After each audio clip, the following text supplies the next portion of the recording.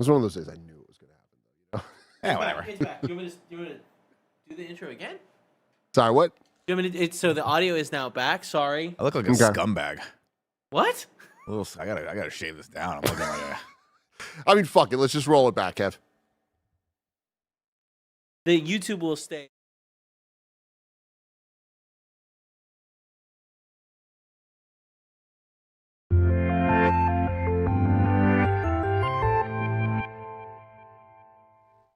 What's up and welcome back to the Kind of Funny Screencast. We nailed it the very first time. Of course, I'm your host, Tim Geddes. I'm joined by the producer/seducer, Nick Scarpino. Hello, Tim. How are you doing? I'm doing fantastic. I'm really excited. You know why? Why is that, Tim? Because I'm rarely on the game streams. But tomorrow, I'm going to sit on that couch in the gameplay lab with Andy Cortez. And me and him are going to play through the entirety of Star Wars Episode 1 Jedi Power Battles. Will we make it? I don't know. But that is the goal. And we're going to sit there and we're going to be alone, right? Just me and Andy. Yeah, it's just you and Andy in the lounge. That's it? Not on the big set and not with me and Mike. Oh, are you coming too? Oh, yeah. Yeah? Buddy. Oh, yeah. We're going to be there all day long. Maybe Kylo Ren will make an appearance if I remember to bring my sweatpants tomorrow. We'll see what happens. Maybe we'll have some karaoke. Maybe we're going to have a really good time. And maybe we will force you to play the game in its entirety. Well, we'll see how this all goes. But stay tuned for that. That's going to be a great time tomorrow. Have you seen this game? It's bad. I have not. But for people who don't understand, Tim's not on the game streams by design because it drives him crazy. So we're going to have a fun time tomorrow. It's going to be fun. It's going to be a great time. But that's not today. That's tomorrow. Today, we are talking about the latest Disney Plus Marvel animation project, your friendly neighborhood Spider-Man. But before we get into all that, though, of course, this is the Kind of Funny Screencast. This is our show where we talk about the latest in TV, movies, and trailers. You can watch it on YouTube or Twitch live, or you can get it later as a podcast on your favorite podcast service. Just search for Kind of Funny in Review to get all of Kind of Funny's entertainment coverage in one podcast feed. If you want to go above and beyond, you can get the Kind of Funny membership that gets you the shows ad-free. You can watch live as we record them, and you get a daily exclusive Greg Way. You can also be a Patreon producer like James Hastings, Casey Andrew, or Carl Jacobs. We appreciate all of you so very, very much. Today, we're brought to you by BetterHelp and Built Rewards, but we'll tell you about that later. Speaking of in review, though, we're killing it right now. We had Alien in review and then Aliens in review. Oh, my God. And yesterday's Aliens in review is one of the better in reviews I think we've ever done. The first 5 minutes are worth watching, even if you don't have time to watch the whole episode. I don't want to spoil anything, but it was kind of magical. Yeah. Well, yeah. One of my favorite things we've done in a long time. Definitely go check that out. And do not look at Greg's Instagram, who spoiled it immediately afterward. Well, and also the movies are just so good. So fun to talk about. So good. So fun to talk We're about. just getting started. Alien in review, I'm into those movies on like an obsessive level where I maybe need to back it off a little bit and go. No, I like it. It's rare that we get that Nick excitement of like we're going through the plot and you're like dropping all of the like Easter eggs and trivia and stuff. Yeah. But like when you do, you're obsessive about it, and it's my favorite, Nick. I love it so much. I love Aliens so much that I watched it once with my wife at night just to be able to watch it again, and then I hopped on Discord and watched it with the boys again. I watched the movie twice in one night, and it keeps getting better every single time I see it. Watching it, makes me really, or watching you guys do the review makes me want to watch the extended cut that I haven't seen in years. You should. Yep. Yeah, not as good, but still cool. Where can you find that? You can rent it. You can rent it. Yeah, you just if you go to Amazon, you can rent the extended cut. I think it adds like I want to say 10 more minutes. I think it's 17. Do you have a 4K Blu-ray player, Kev? Of course. I can just lend you it. Okay. Yeah. Did you watch the regular or the extended? I watched regular, but I'm pretty sure it comes with both. I don't know that for sure, but I imagine it does. I'm curious if it comes with the 4K up, if it's the 4K like up-res version. Well, I'm sure it is. Yeah, it's got to be right. Yeah. Crazy. But, anyways, enough about that. Last thing about in review. Next week, we're blowing it all up, everybody. The Great Marvel Re-Rank. We will each be bringing me, Nick, Andy, and Greg's individual new official rankings of the MCU and all the Marvel movies, including the Fox and Sony ones, in one giant list. We're going to combine those mathematically with the new format we have going forward for In Review. But next week's episode, we'll be explaining all of that and really getting into the details right before we kick it off with Captain America: Brave New World. But that's next week. Now, we're talking about Spider-Man, episodes 1 and 2, your friendly neighborhood Spider-Man. Nick Scarpino. Yes. What did you think of the show so far? I loved it. I really enjoyed the show. This is definitely one of those where I'm going to look forward to and probably remember that it's happening week to week. And I really enjoyed the first 2 episodes of it. I think stylistically, it's very unique, even though it's not. And I like the style a lot. I like the vibe a lot. I like that we're taking some stories that we've seen before and turning them around a little bit, using some multiverse sort of like magic, no pun intended. And I think the action is really, really fun to watch and very, very creative so far. So I'm very much looking forward to the next few episodes of this show. I similarly am surprised at how much I enjoyed this show. Yeah. It ended, and episode 1 ended. I'm like, I am so happy I have another to watch. Episode 2 ended, and I'm like, I can't wait for next week. So the process of this is going to be next week. There's 3 episodes. The week after that, 3 episodes. Oh, cool. Week after that, 2 episodes. That's a good rollout. And that's it. It's a great rollout. rollout. So it's going to be a fun little February with Spider-Man, a friendly February, they call it. But I really, really liked this. And we've talked about for 10 years now on Kind of Funny, our love of the Spider-Man shows. And this one is, I say so far, most similar to my favorite Spectacular Spider-Man. No, Spectacular. Oh, I'm sorry. But it really kind of focusing on the high school era, but mainly more than that, because we've seen that now a couple times, but mainly focusing on characters mattering. Like, they introduce so many characters, but it's not just like a bad guy's here. It's like, okay, let's kind of like introduce the supporting cast, and it's pretty clear they're going to grow with him throughout the season in a way that like really matters. And I feel like they're going to make us empathize with the villains in a way that Spectacular Spider-Man did such a great job. This one to me surprised me because I have been kind of anti-hype on it because all the clips of it, I haven't really liked the jokes and the writing in it. Yeah. And I really don't like the look of it from everything we've seen. Seeing it in its whole, like a full episode, the animation didn't bother me.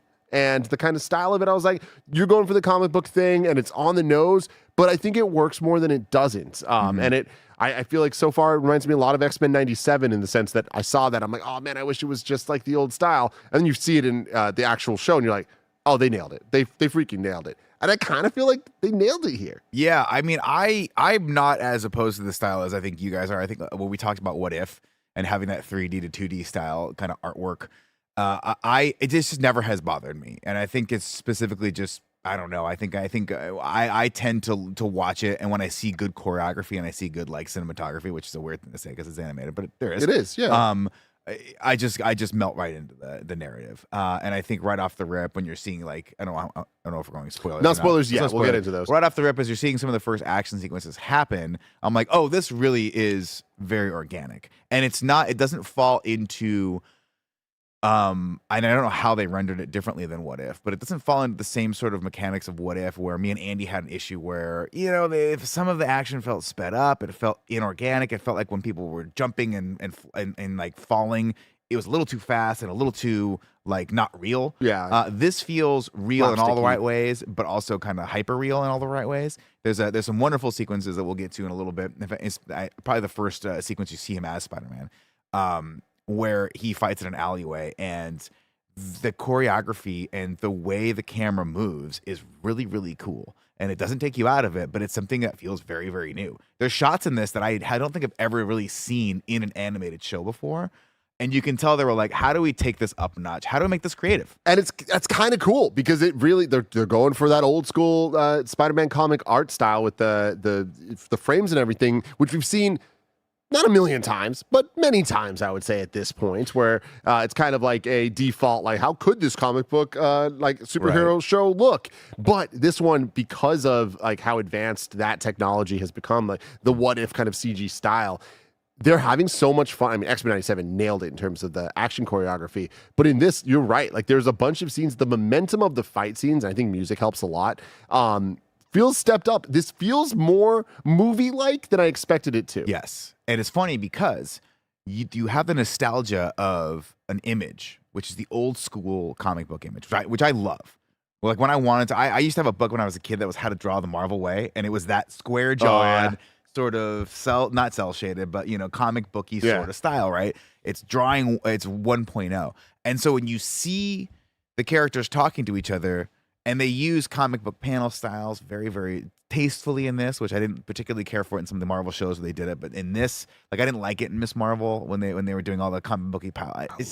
To me, it just felt like it was like, how do we put icing on this cake? That's we need to put more on this. It just felt like it was an afterthought. Whereas that was the one, dude. There it is, right That's there. awesome. I can pull it up. So to me, seeing it here and then using that as sort of a way to split action, and then you come in with this nostalgic concept that it's 2D. And then when it goes to more of a 3D style where they're able to cut the camera in the space in a way that they wouldn't have been able to do in like a 2D animated show, it totally blew my mind. But it felt seamless as we went into those sequences. And so I just want to give a kudos to the team that did this, because I was kind of blown away by it last night. Yeah, and I mean, honestly, the kudos I want to give is like out of all the characters and all of the mythologies of superheroes, Spider-Man is my thing. Like that's the thing I'm most informed on. Not an expert, but I know it the most. I care about it the most, and I have seen the most, read the most, consumed the most, played the most, all of that stuff. Yeah. So coming into what is this? They got to prove it to you. Reboot number literally 15 that I've consumed in some way, shape, or form of the same story of him getting bit by a spider and what happens. Like we literally see that in this. And it's like, okay, are they going to get me or not? They got me. Like, I feel like they made so many smart twists and at least so far, 2 episodes in, have omitted so many familiar characters and replaced them with newer characters that I'm like, oh, this is all the new vibes that I need. It feels like the perfect remix, which coming off of What If, you get a lot of the MCU remix type things. There's something about this though that I'm like, oh wow, they're committing to this, and I'm very, very excited. And we'll get to some of the specific plot points and characters and stuff that I'm talking about when we get to spoilers. But I'm very impressed with how the direction they're taking the story, and how great it feels like it's truly a jump off of the MCU, which it's not just another Spider-Man show. It is a MCU Spider-Man show, for whatever that means. And they play with that in amazing ways that can't wait to talk more about. Last thing I want to talk about before we get into spoilers, though. Tim Getty's ass theme song. That's a spoiler. I just want you to know that is the biggest spoiler. So I think the mark of any good animated show, specifically any good Marvel property animated show, because there's no disrespect to DC. I love DC animation because some of the best I've ever seen, and some of it's actually absolute garbage, same as everything else. But to me, I think the highest mark is when you watch the second episode. Do you sit through the entire theme again? You're right. I don't think I've ever once in my entire life skipped the X-Men theme. I've never skipped the Spider-Man 93. No, when did the early 90s Spider-Man theme? Yeah. Because that's nasty too. Yeah. But this one, I'm like, you all took it up a notch. It's great, This dude. is I love it. And I know a lot of people are going to be like, it's corporate rap music. Cool, man. I fucking love it. Some of it makes me cringe a little bit. The little violin line. It's whatever. super cringy. But, dude, I love the It's the giant, remix, though, dude. The big drums, man. Like, that shit's, and also, yeah, like the sampling's so freaking sick. Everything about it. The thing is, it fits the show very well. And there's a poppiness to the entire show. The soundtrack of this entire show makes it feel more like a movie.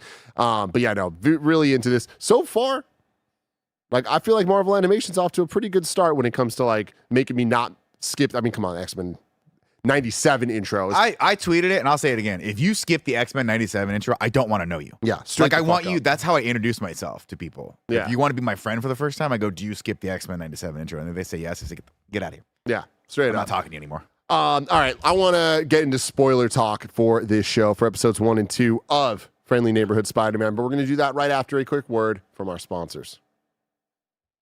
This episode's brought to you by Built. If you're a renter, I'd start taking advantage of Built if I were you. Here's the thing. We earn points on groceries, travel, and practically everything else we buy. But we should also be earning points on rent, one of our biggest monthly expenses. Built changed the game by letting renters earn high-value points on rent and around their neighborhood. There's no cost to join Built, and as a member, you'll earn valuable points on rent and your everyday spending. Built points can be transferred to your favorite hotels and airlines, and even the ones you haven't heard of. There are over 500 airlines and 700,000 hotels and properties around the world you can redeem your Built points toward. Points can also be redeemed towards a future rent payment and unique experiences that only Built members can access. So, if you're not earning points on rent, my question is, why not? Start earning points on rent you're already paying by going to joinbuilt.com/kindafunny. That's joinbilt.com/kindafunny. Make sure to use our URL so they know that we sent you there. Joinbuilt.com/kindafunny to start earning points on your rent payments today. This episode's brought to you by BetterHelp. What do you want your 2025 story to be? Every January brings you 365 blank pages waiting to be filled in. In 2025, maybe you're ready for a plot twist, or maybe there's part of your story you've been wanting to revise. Life isn't about resolutions that fade by February. It's about picking up the pen and becoming the author of your own life. Think of therapy as your editorial partner, helping you write new chapters and create the meaningful story you deserve to live. Some of my best friends use BetterHelp, and they love how helpful it can be for learning positive coping skills and how to set boundaries. It empowers you to be the best version of yourself. It isn't just for those who've experienced major trauma. If you're thinking of starting therapy, give BetterHelp a try. It's entirely online, designed to be convenient, flexible, and suited to your schedule. And it serves over 5 million people worldwide. Write your story with BetterHelp. Visit betterhelp.com/kindafunny to get 10% off your first month. That's BetterHelp, HELP.com/kindafunny. BetterHelp.com/kindafunny. The Yanni in chat says, I got the world's smallest violin is one of the cringiest things I've ever heard in a TV show intro. And that is the one line for me. For some reason, I hear it, I'm like, oh man, like it makes it hard for me to defend how much I love this. Because it might be the delivery or something, or just like how quiet the beat is during that part. That part hits me hard. Everything else about it, I'm like, I fuck with this hard. But like, hey, not everything's perfect. We're in full spoiler territory. We're now in full spoiler territory. As you know, I'm oblivious to everything. Yes, of course you Were it not for the fact that you were like, Nick, you got to watch those two episodes tonight, I would have totally forgot that the show was coming out. Yeah. Even though I was looking forward to it, right? So I had zero idea, and I'm sure it had been leaked and or talked about prior, that they were using the original theme to remix into the intro for this. When I was watching it with D, when that shit hit, is one of those moments where I was like, I'm going to embarrass myself. Because I was like, I'm so happy for you. I was like, this makes me happy. The fuck? And she was like, what? And I was like, it's like the 60s Spider-Man theme. She's like, so? I'm like, well, they don't use it. They It's should fucking use it cool, more. man. Like, it's cool as shit. And there's nothing better than taking that sort of like badass scat jazz theme and like putting a badass beat behind it. Dude, it's great. It's fun. I'm in, man. Are I'm the so lyrics in. a little ridiculous? Yeah. But I also don't listen to lyrics ever when I listen to music. I only listen to the melody. Of course. I don't There give a you shit. go. You're a melodic man. I'm a melodic man. So one thing I do want to get out of the way really quick is because I see people in chat talk about this, and I'm sure like if we don't address it right off the rip, it's going to turn into a whole freaking thing. I don't know. I mean, you clearly have it. I don't. Oh, you do know. Joey caught me out this morning. Okay, yeah. Yeah. It's just like, dude. And let's just start here. The lead voice actor of this show, the Peter Parker and Spider-Man, said just some so fucking stupid shit in an interview. What are you doing, guy? And right before, a couple days ago, before the show comes out, he was being interviewed, I think, by Collider. And they're like asking him about it, how excited he is and all, whatever. And he said something to the extent of, I'm excited. I had to make sure that it wasn't woke, like too woke. Right. And whatever. And it's like, of course, everyone's like, what the fuck are you talking My about? biggest fear of that was Spider-Man. going to be annoying and woke. Yeah. And so That was the exact he point. put his foot in his mouth so hard because watching this show, he can't possibly mean what he was saying because this might be the wokest TV iteration of Spider-Man we have ever seen. It's pretty woke. And Yeah. Spider-Man always woke because that's what Spider-Man is by definition. Yeah. But yeah, it's just very funny to me. And honestly, it just sucks because I feel like the Marvel projects recently just can't catch a break for so many different reasons. But this show is good. And the conversation around it now is like, oh, I'm not watching because that fucking guy. And oh, fuck this because whatever. Come on, y'all. Watch the show. It's good. I mean, you know, to me, watching this, obviously, I fucking hate the word woke. I hate it. I think it's been co-opted. I think I hate it. So stupid. I will use what I think the original term is, and I think the show is very progressive, and I think that actually works for the show. I think that I personally do not need to see the same characters in the same iteration every single time for the 15th Spider-Man show. I think they've made good choices with these characters. I think it's creatively interesting to see a more diverse cast. I think it's It feels more modern to me, and I don't think any of the choices get in the way of the storytelling, in my opinion. I think it makes it better. And this, again, goes back to Spectacular Spider-Man of let's focus on characters, and it's not just Peter and his story. It's the whole cast story. There's a moment in, I don't remember which one it was. I think it's the second episode, if it's one I'm thinking with of. Where With him Lonnie. and Lonnie kind of have their relationship. Great moment. And again, more twists on twists. I love that it's like, hey, the big football player, quarterback guy, not what you expect. At least so far. Really nice, We'll really see. smart guy. Yeah. Yeah, friendly with Pete. Like I love that dynamic. I think it's Is it great. gonna be the Prowler? And no, I don't want to say who he may or may not be, but Okay. it's somebody that like we know. Okay. But anyways, the thing I enjoyed most about this, or I thought they did so well, was him and Peter's relationship is so believable and earned, and I'm all about it, and it's different, but like feels authentic to Spider-Man. But the scene where they're at the crossroads, about to go home, and then the camera shifts perspective from Peter to Lonnie, and we follow him, and all of a sudden he becomes the main character of the scene, and the entire vibe changes, and New York means something very different Totally to different him. to him. And I'm like, man, this is fucking good. They are nailing what they're going for here. I feel like they went exactly as far as they needed to. And again, it's just so upsetting that some statements can like stop people from watching this because it's like it's fucking the right thing. I agree, and I think specifically to talk about that scene, that was where this went from being like a fun, well-made cartoon to being, I was like, oh, they're going for something a little deeper here. And then to back that up, when he meets, I want to say Pyro. Was that who it was? Who was the No, what's the I'm character? unfamiliar. Butane. Butane? That's even cooler. Yeah. When he has the conversation with Butane, and Butane's like, "Oh, some corporate fat cats are paying me to burn this building down so that they can just buy the land." I'm like, okay, well, they're obviously trying to infuse a little realism into this because that's obvious. That's stuff that's happening in the Palisades right now, where real estate, like Gavin Newsom, our governor, was like, hey, you got to stop. You can't just come into people whose houses burned down and try to offer them peanuts for the land. Yeah. You know, it's really messed up. So to have those sort of real world elements make their way into this, I think strengthens the show personally. For sure. For me, it makes it, as you know, I'm not a kid. I haven't been a kid for a long time. So to me, I like watching animation because I like the creativity behind it, I like the artistry behind it, but I need a little bit extra to keep my middle-aged ass invested, and to have these sort of themes play out throughout is interesting to me. I like that. It makes me appreciate these characters from a more realistic standpoint, specifically Lonnie, who could have just been Flash. He could have just been the bully. He could have been the one-note asshole that has a little bit of an arc. But instead, now I want to see what's going on with him. I'll watch a whole episode where he has either, you know, he's able to do something good for his family, or maybe he doesn't. I don't know, but it's interesting to me. Yeah, it definitely is, and I feel like they're doing all the right things of like introducing characters like the Dr. Connors, right? And it's like enough familiar elements for us where it's just like, oh, is she gonna become the lizard? Yeah. You know, or Yeah. not? Are they gonna twist this? Right? Yeah. We have Osborn. Is he a bad guy in this? Probably. I'll tell you what, the biggest moment for me where I was like, all right, I'm into the show. First off, I mean, we could dial it back plot wise, but having sort of seeing Strange at the beginning, right? And having the A sort comic, 60s comic accurate with Doctor the Strange little come from mustache. a multiverse. I just didn't see that coming. The Did not portal see that opening in coming. the sky. I'm I was like, like, oh, and a Strange is symbiote here. falling through. Yeah. Like they go 0 to 100 in 100. this show, and I'm like, this is cool. That's super cool, right? And then you get moments of the action. I was like, okay, this is really cool, 2D action or whatever, right? And then you see the spider come down. I'm like, oh, okay, we're doing something different here. A multiverse. There's a spider. multiverse spider. What's Cool. going on with that? Also, the spider's still alive somewhere, so we got to figure that one out, which is crazy.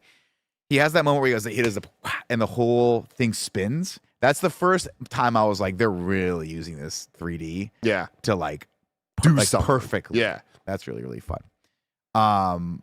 That sort of started giving me the element of like, yo, we're giving you what you want, but we're going to throw you curveballs, right? We are, in fact, like setting up one expectation so that we can play with that a little bit for you, right? When Peter comes home and sees the Audi, I'm like, let's fucking go. I know. It's going to be Tony. Dude. And Dee was watching it with me last night. She's like, why are you popping off so hard right now? My words, not hers. She was like, why are you so excited? I was like, you know who drives Audis in this universe, Danielle? It's Tony Stark. It's Tony That's goddamn Tony Stark's Stark. fucking R8. Yeah. Right? That's his Stark's R8. And you see it, and they're that. You don't see him walking. Yeah. pops up, Norman Osborn. And again, this just, to me, Played by Coleman Domingo, which Danielle was like, Coleman oh, that's Coleman freaking Domingo. And I was Domingo. like, no, it's not. And she goes, yeah, it is. He was in the credits. I was like, no, he wasn't. I was like, there's no way they got him for this show. he's so good. And he's good. He's so good. He's almost too good. He's so I know. good that Yeah. everyone else that acts opposite from him, you're like, y'all gotta step Dude, it up a little bit. he's so good. You got to watch Euphoria at some point, Nick. Like, it's so good, and he is so good in it. There's like some episodes. Every time I see anything about Euphoria, it reminds me of why I don't have kids. Yes, but like, It's so intense, dude. you got to watch I tried it. watching Severance over the weekend too. I was like, this shit's too intense. Oh man. I my can't God, watch it's this so show. good. It Anyways, gives me anxiety. That scene was so great, and then I feel like I was saying earlier, like this show's so good about being an MCU Spider-Man adjacent or MCU adjacent Spider-Man show because it plays with our familiarity of these things, like Endgame, the snap, and all this stuff. It's pop culture references that everybody knows. Like this is just mainstream lore at this point. But then there's like the level beneath that is like the way more hardcore. I live and breathe this shit like we are, and like we have multiple shows dedicated to this. We talk about this. We theorize about it. Like all that. The Civil War introduction of Spider-Man is like a canon moment for us. You know what I mean? When Queens pops up on the screen, And you're like, what? Like all of those moments we remember, right? And you know, some of us like me, I take it even further. Like I have a lot more core memories to this stuff. But him bringing back the DVD player, right, in Civil War, him walking, listening to music, taking the headphones out, saying "Hi May," the song he's listening to. That's what they did in this episode. Really? He found the DVD player. Oh, Like I we didn't even see put that him find the DVD player, and he's listening to the same song. And he walks in, and it is like if not one for one, it is so close to the exact same shots of him really walking cool. into the apartment and That's really cool. looking over the Jaime and her. She's wearing the same outfit, but it's not Tony Stark. It's Norman Osborn, dude. I love it. Oh damn it! I lost the thread on that. I had one more thing to say. It's great.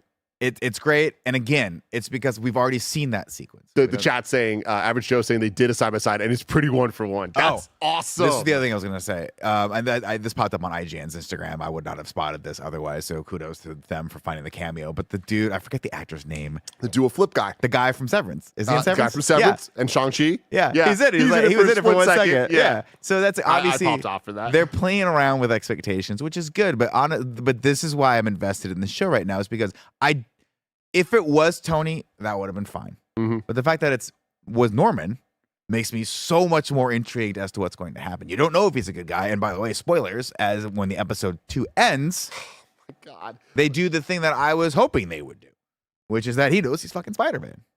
I mean, I'm so He's like, intrigued. so you're Spider-Man. How are we going to play with this? What's gonna happen? That's one of my favorite kind of things of the dual identity. Because part of me was like, okay, obviously he's recruiting him because he's Spider-Man, right? Obviously this kid who's a freshman is not that smart. There's got to be other smarter people out there. So he's got to know, and he didn't know, supposedly, I guess. I don't know. But now he does know. And so where is this going to go? Is he going to be used for good? Is he going to be used for bad? Obviously, Norman's going to probably, my theory is he's got to give him the tech, right? Because Spider-Man, let's talk about the Gen 1 suit here. I hate it, but I love it. I fucking love it. I hate it because so bad. It's good. Yeah, I don't like how it looks. I don't like. It's just not my thing. But to me, that's important. Let this have its own identity. Like, I like that we are creating a new Spider-Man, that if this Spider-Man version shows up in Beyond the Spider-Verse, I'm gonna be excited. You're pop off. And that's cool. You know, like, I think that it's important to be different, and they did a good job being different, even if it's not my cup of tea. But it's also clearly V1. Of course, right? It's V1. I love it. First off, I wrote a note saying we all need to get Spider-Man hockey jerseys. I don't know why. I just think it's cool. I like that it's like a jersey. I like that it's very homemade. We're sticking with the themes of Spider-Man. He makes his first suit always, right?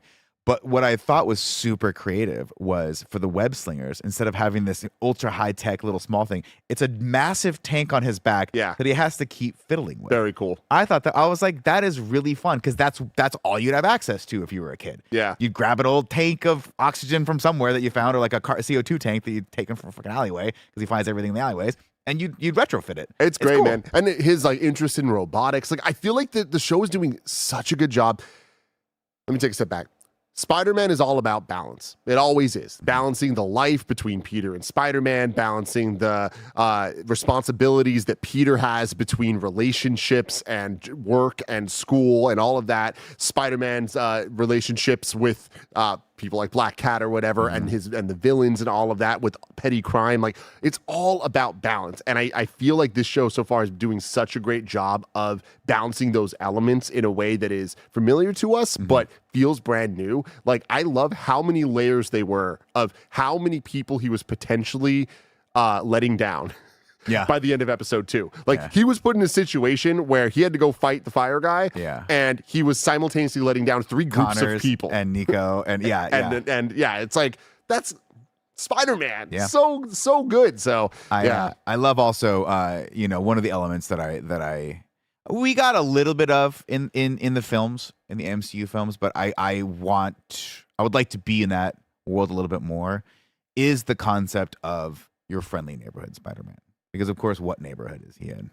Queens, baby. Queens, right? He's a New York homegrown local hero, and I love that. I love that we're seeing Spider-Man kind of back at ground level, not 10,000 feet. I like that people are starting to know him. I like that. My favorite part of Homecoming was just do a backflip. Okay, yeah. Cool. Thanks. Like, I don't have anything else to say to you. See you later. He's just a guy that's around the neighborhood that like does cool stuff. We got that great scene with the pizza guy where he's like, I don't, it's so good. He's like, don't make me regret this. And he's like, did I do the right thing? The pizza guy's like, I don't know, but here's some pizza, right? Yeah. He's just hanging out in the neighborhood and people get to know him. And I love that playing with that dynamic of him being a local celebrity, but also like people are like, oh yeah, that's just Spider-Man. Yeah. He's just here, right? He's just one of our guys. It's one cool. of the things that I liked and I think worked really well for Daredevil. And I'm hoping we sort of get back to there, which is I think some of these characters are just, it's a little easier to write compelling stories when it's not saving the entire planet from Galactus or something crazy. And having said that, this starts with multiversal elements, but it's doesn't focus on that. It's just contained into the story. And like, I feel like it's about characters, and that's really what matters. And seeing a Disney-led Spider-Man that feels this embedded in the MCU, and it does feel they did a good job of anyone can show up. Like, I always care about like, okay, what are the rules of this world? Like, who's here, who's not? I love that we know Captain America exists, Iron Man exists, Hawkeye exists. Like all of the Doctor Strange. Well, maybe he doesn't know who Doctor Strange is, but he doesn't because he calls him like a warlock or something like that. So that's cool that it's like the Avengers to some extent exist in this world already. Spider-Man is new, and there's multiverse elements. Captain America exists, but how do we see him? Who's he shaking hands with? Norman Osborn. What is happening? Yeah. Right. Tony Stark obviously has become a toy. I mean, he's so common that he's become like an element that you can, a rearview mirror toy or whatever you can hang on your rearview mirror. So are they commoditized? Are they corporate shills? What's going on with this, with the Avengers in this universe? It's cool, man. I'm very, very invested. We have a whole bunch of episodes left to get to. So like, I think that if they've had this much fun in episodes 1 and 2, I think we're going to get some really cool stuff. I'm excited. Something we have to bring up, Nick, and I'm very happy that it's me and you on this episode. Is a character showed up and Gia goes, what the fuck? That looks exactly like Snowbike Mike. And maybe 2 seconds later, Peter like shakes his hand and says, or Peter touches the trophy like, and goes, why is it wet? And they go, Mike's got sweaty hands. And it's like the character's name's Mike. Yeah. That's hilarious. Yep. The one that kind of looks like Mike is named Mike. And then later in the episode, hey, Pete, are you going to Sweaty Mike's party tonight? Yep. And I'm like, the parallels are too much. This is so fucking funny that they call him Sweaty Mike. Oh my God. For those of you just like freaking Earl the Squirrel. Or what was it, Karen Underground? I forget. For those of you that don't know, all of Mike's friends back in Tahoe have nicknames like Sweaty Mike. So this is hilarious, the parallels. Somebody that watched the show has to be a fan of us. I mean, they got to be a fan of it was so damn funny. And then what else do I want to bring here? Oh, the music. I want to talk about this. I feel like the music's nasty. The more poppy stuff that like most of the songs I was unfamiliar with, but I was like, this makes this feel a little elevated and makes it feel like there's a budget here. That it's more movie-like, but they played the one Catch a Vibe song, the Willow Smith song at the party, and I'm like, oh wow, this is like real shit that they're trying to go for, so that's cool. But the score itself, at multiple points, starts popping off, like in the action specifically, like the butane firefight. They were going off with this guitar solo and like the drums and stuff, and I'm like, what's going on? Like, who is this? This is awesome. Would you be surprised, Nick, to know that it's the team behind Cobra Kai? No. And I'm like, okay. That doesn't surprise me. Of course. That's why there's this energy to these fights. Like, That feels makes- so right to me. That makes sense. It makes sense because they have experience taking something that has no right to be as good as it is and making it better. Fucking going for it, So man. that's cool. Yeah, I did write a note that the music is nasty in this, specifically when the fight scene starts. I think we get a little hint of it in the alley fight scene, but yeah, when he fights Butane, That's when it really it's kicks just up. really kicking up. And there's a specific shot in that really, really impressed me. And it's a moment where I think he slides and the camera just goes top down on him for a second. Yep. And I'm like, I don't think I've ever seen that shot in an animated show before. Yeah. This is they're just having fun. They're like literally like we've progressed to the point with this technology where they're like we understand it now. We have a full mastery of this. So now we can just play around in this little sandbox as much as we humanly want. Dude, it's cool, man. And I love where we're at with like so far, both episodes having a cliffhanger ending. Always good, right? Episode 1 introducing Norman, and it's not Tony like we thought. And then episode 2, Norman now knows that he's Spider-Man. It's like, I love that going into next week, 3 episodes. I have no idea where we're going, but like I feel like it's going to be cool. Like I feel like they're going to deliver with this one.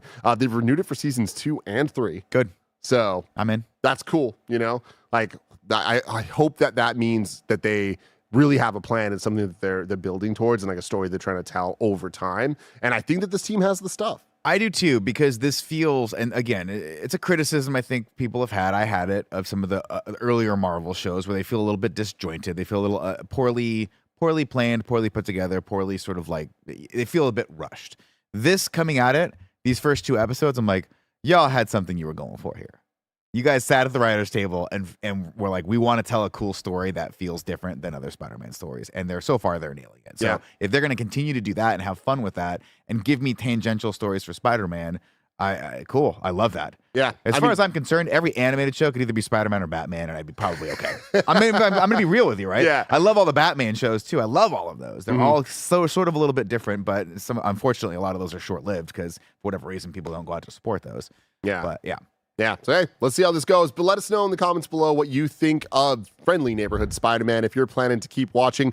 We don't have a plan to do weekly breakdowns of these shows. However, I am going to try to find a way to do a full season breakdown. But throughout the episodes, if crazy shit starts happening and our schedule permits, we will try to get back here and then check in. But no promises there. But if you want to see more, please let us know, and that will incentivize us to make time for it all. Because you're going to watch this week to week, like, right? Yes. Okay, Yes, cool, I'm gonna cool, watch it cool. now. So am I. We'll talk about it more. We'll talk about it later. Till next time, have a marvelous day.